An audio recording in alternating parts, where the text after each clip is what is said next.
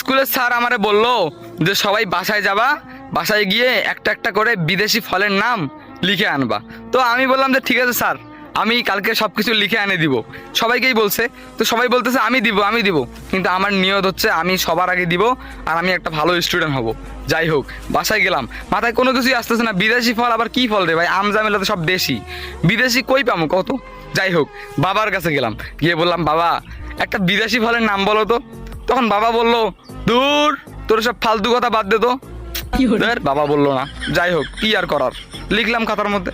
তারপরে দাদার কাছে গেলাম, দাদার কাছে গিয়ে বললাম দাদা একটা বিদেশি ফলের নাম বলবা প্লিজ।